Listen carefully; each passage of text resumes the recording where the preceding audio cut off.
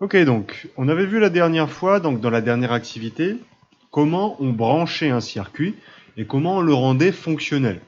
C'est ce que je vous ai présenté là. Je vous ai fait un petit rappel sur 3 circuits, 2 qui ne fonctionnent pas et un qui fonctionne. Les 2 circuits qui ne fonctionnent pas sont liés en fait aux 2 conditions pour qu'un circuit marche. C'est-à-dire pour que mes lampes s'allument, il faut 2 conditions. La première, c'est qu'il faut une pile, et la deuxième, le circuit doit être fermé, c'est-à-dire qu'il y a toujours un chemin, il doit toujours y avoir un chemin qui lie la pile depuis un point jusqu'à un point, il ne doit pas y avoir de trou dans le circuit.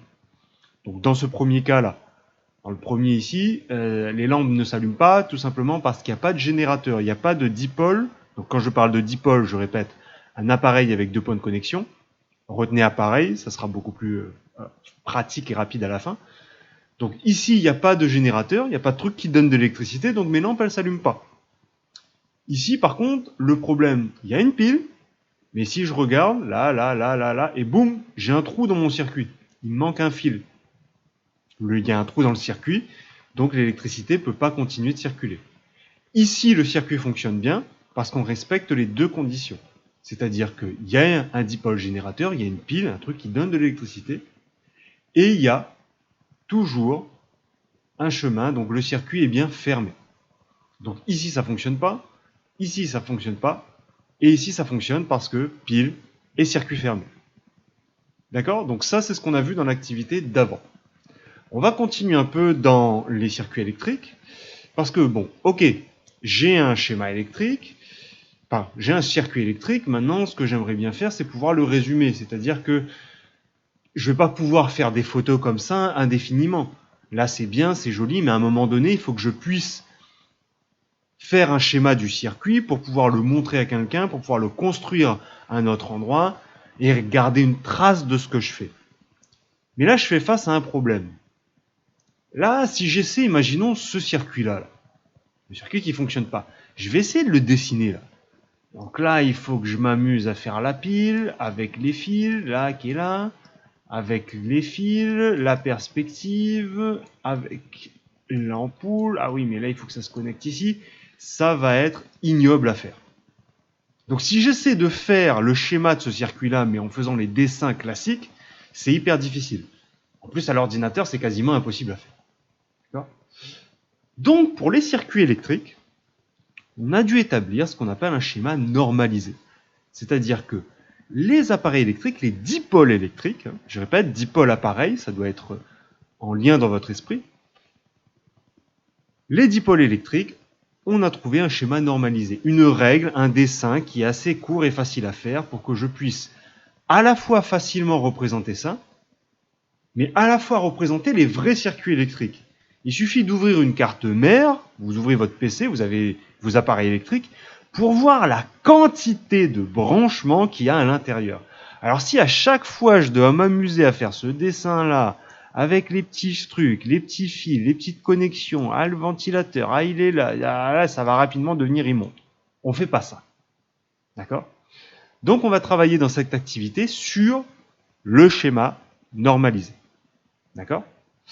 Alors, l'activité, donc la voici. Je mettrai dans la description le lien du livre que vous pouvez récupérer sur Internet. C'est-à-dire que cette activité, vous pouvez la récupérer sur un site Internet avec le livre si vous voulez avoir une meilleure qualité. Mais sinon, je continuerai à faire comme ça. Donc regardez dans la description si vous voulez avoir le lien pour le bouquin en fait qu'on utilise en classe. D'accord? Alors voilà. Pour travailler sur le schéma normalisé, on va travailler sur ce petit circuit.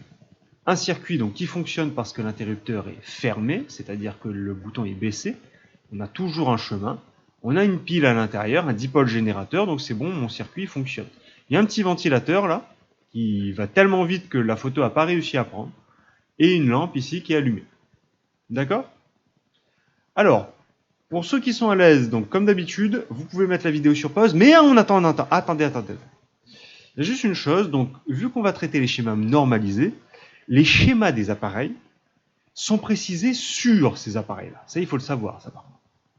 Les schémas des appareils, le schéma normalisé, le schéma qu'on va utiliser pour représenter les appareils, c'est représenté sur l'appareil. Sauf pour celui-là. Alors, pour vous expliquer un peu le schéma normalisé, la pile, hein, on va pas faire le dessin comme j'ai fait avant. Le dessin de la pile, on va faire un dessin qui représente les caractéristiques de mon objet. Je m'explique. Si je prends une pile, là, j'ai un grand bâton et un petit bâton. Un grand bâton et un petit bâton. Donc on va utiliser cette propriété-là pour représenter la pile. C'est-à-dire que, hop là, pour la pile, son schéma normalisé, le schéma que je vais utiliser, grand bâton, hop là, voilà. Si je mets des flèches, il va pas aimer. On va mettre en noir, c'est mieux. Grand bâton, petit bâton. Fil de connexion. Et bien évidemment, sur vos piles, il y a une indication de plus et de moins. Pareil. Je vais représenter le plus et je vais représenter le moins. Ça, là, c'est le schéma normalisé de la pile. Quand on parle de schéma normalisé, donc je répète, on va plus utiliser le dessin, je repasse avant, je vais plus utiliser ces dessins-là. C'est beaucoup trop compliqué, beaucoup trop long à faire pour la quantité d'appareils électriques que je peux avoir dans une télévision, un ordinateur ou ce genre de choses. Pour représenter ces objets-là, on va utiliser le schéma normalisé. Exemple, la pile. Je ne vais pas faire le dessin de la pile carrée, je vais utiliser ce dessin-là pour la pile. Ça représente la pile. Et vous avez vu que j'ai fait mon dessin, qui est clair, hein. Là, il n'y a pas à réfléchir. Mon dessin, il est clair, et il est ultra facile à faire, tellement facile que j'ai réussi à le faire à l'ordinateur. D'accord? Donc quand on vous parle de schéma normalisé, c'est ça, c'est représenter les dessins avec ça. Ok? Donc maintenant, si vous êtes à l'aise, vous pouvez mettre la vidéo sur pause et démarrer les questions 1, 2, 3, 4 et 5. D'accord? Donc si vous êtes à l'aise, vous pouvez démarrer, ordre d'idées, une dizaine de minutes, comme d'habitude, vous devez être le plus efficace. Pour ceux qui ont du mal, donc je vais expliquer question par question. Comme d'habitude, vous retrouvez le timecode dans la description pour savoir les explications sur telle ou telle question. Ok? Alors, première question donc. Nomme chaque dipôle utilisé et représente son symbole. Alors, dipôle, je répète, le mot dipôle, là, le mot dipôle, c'est pour parler d'appareils électriques. Ces appareils électriques-là, plus précisément. Pourquoi? Parce que, je répète, il y a deux points de connexion. Donc, quand on parle de dipôle, c'est appareil électrique. C'est ça. Dans votre tête, vous devez lier ça. Dipôle, appareil électrique. D'accord?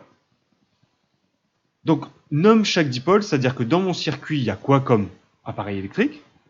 Et représenter son symbole. Et son symbole, donc là je vous ai fait la pile, le symbole, mais pour les autres, c'est indiqué sur les appareils. À vous d'essayer de regarder où est-ce qu'il y a un dessin sur les appareils électriques qui sont ici. D'accord? Donc, représenter les dessins de ces appareils-là. En petit 2, deuxième question. Schématise le montage, figure 1, avec l'interrupteur ouvert puis avec l'interrupteur fermé. Alors, la deuxième question, c'est faire le schéma de ce truc-là, mais en utilisant ces dessins-là. D'accord? Donc je répète, pour faire la question 2, il faut refaire le schéma de ce truc-là, mais pas en faisant les dessins avec les fils et tout, enfin, avec les perspectives.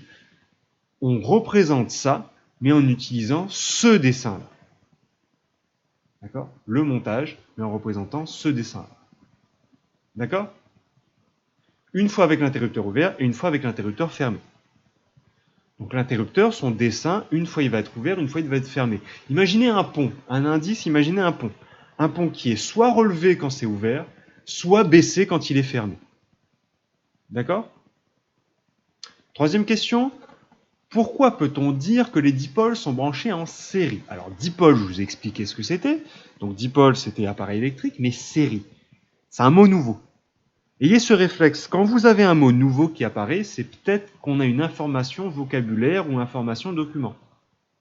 Alors oui, regardez, ici là, vous avez une boîte de vocabulaire. Donc,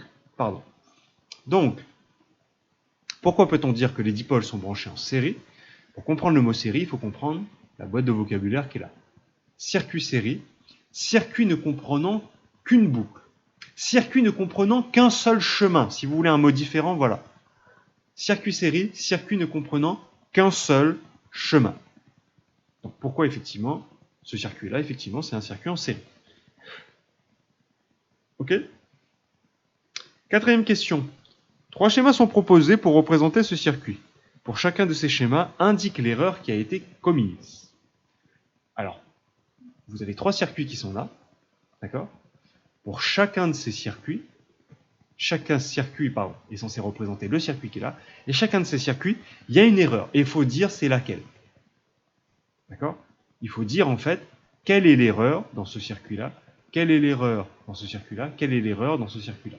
C'est-à-dire qu'à chaque fois, ça c'est censé représenter ça, mais à chaque fois il y a un truc qui est mal dessiné, qui est mal représenté. Ok? Il faut dire c'est quoi.